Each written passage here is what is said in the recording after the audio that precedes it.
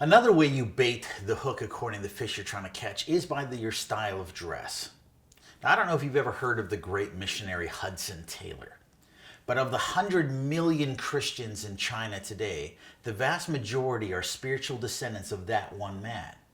Now, was Hudson Taylor the first missionary to China? No, not by any means. Lots of missionaries went to China before him.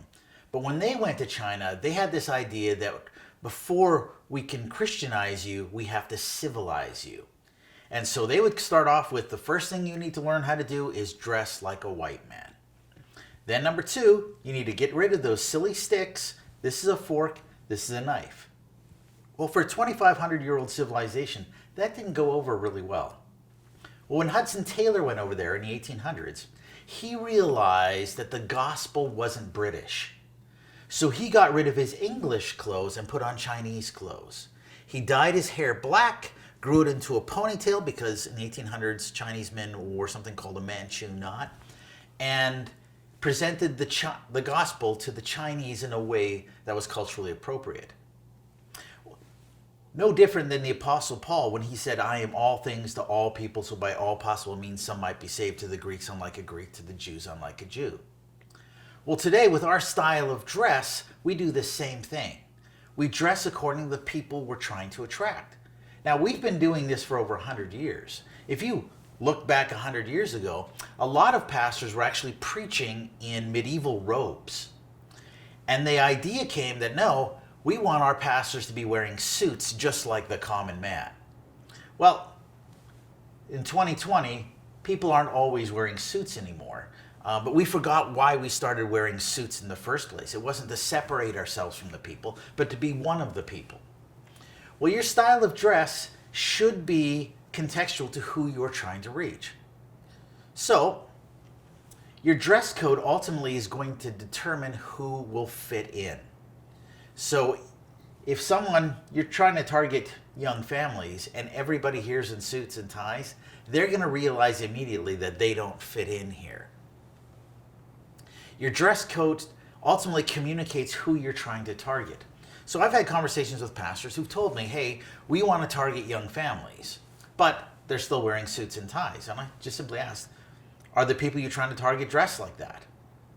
Now, I'm not suggesting for a minute that a 65-year-old man should dress like Justin Bieber. That's ridiculous. But you need to dress according to who you're trying to reach. Now, I've mentioned before that although country music isn't my thing, if it was what was going to take to reach the people I'm trying to reach, I'd buy the hat, I'd buy the boots, I'd get a belt buckle the size of a dinner plate and do country music. Because it's not about me, it's about who I'm trying to reach. That same spirit of Apostle Paul, same spirit of Hudson Taylor.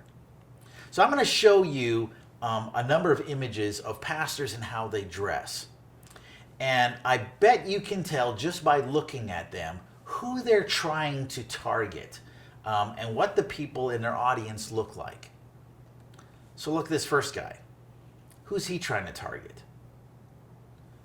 Well, very likely he's trying to target people who are already Christians, probably from an evangelical background. And I bet a lot of the people in his congregation are wearing suits.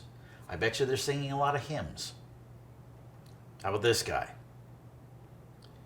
Well, I bet you that's got a lot of gospel music there, but also very traditional.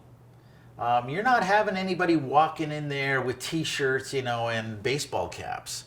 I don't think they'd be very welcome here. Now, who's this guy trying to target? Well, he's wearing basically medieval garb, so people who really in love with old medieval tradition.